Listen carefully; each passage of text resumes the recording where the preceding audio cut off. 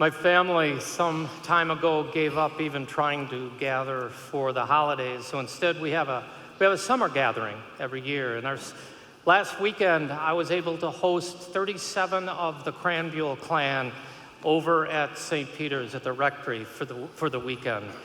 It was amazing. It was a day of introduction of new babies, of new loves, and celebrating old loves, new and old stories, lawn games, card games, lots of laughs, a few tears as we remembered the anniversary of Dad's death a year ago. It was also a weekend of abundance of drink and food.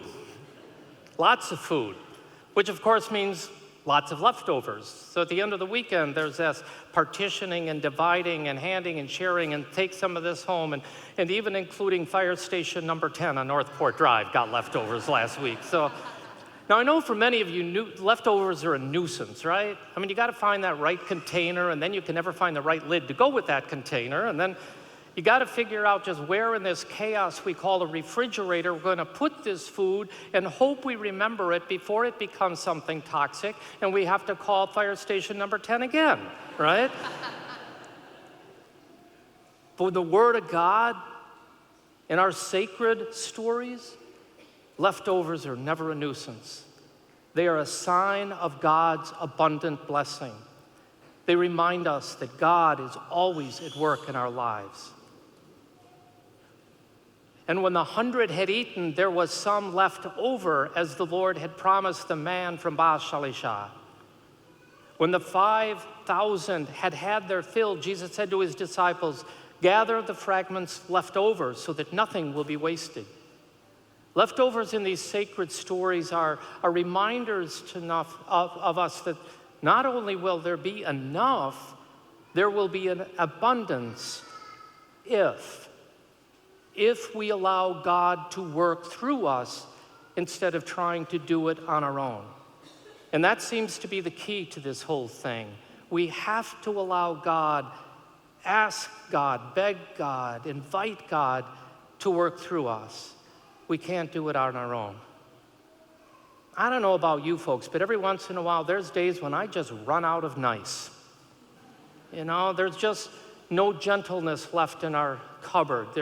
Our shelves of patience are bare. So unity and peace are shortchanged in our families and in our world if we only rely on our resources, our power, our control. We think that we aren't good enough, or we won't have enough, or it's not plentiful enough, and we're not able to do this hard work the Christian life calls us to, requires of us. If that's happening, it's a pretty good indication that we're trying to do it on our own and forgetting something that St. Paul reminds us: God is over all and is in all and works through all. So whatever was at work that day when, at Elisha's encouragement, 100 people were fed from 20 barley loaves, how can we doubt that that same grace is not at work among us today?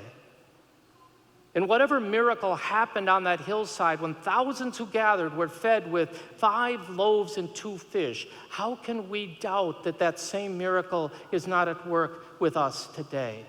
If, and only if, we allow God to work through us instead of trying to do it on our own. There will always be enough. Human generosity, our generosity, can only do so much. But when we call upon God to work through us, miracles begin to happen.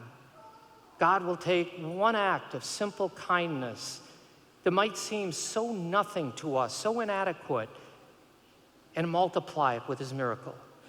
God will take a gentle word of encouragement that might seem so irrelevant, so small, and multiply it countless times in ways that we can never imagine. God will hear our silent prayer, uses our tiniest gesture of generosity, and miracles begin to happen. When we live with the expectation that God will multiply our sincere, feeble efforts, there will always be leftovers. And no one will ever go away hungry.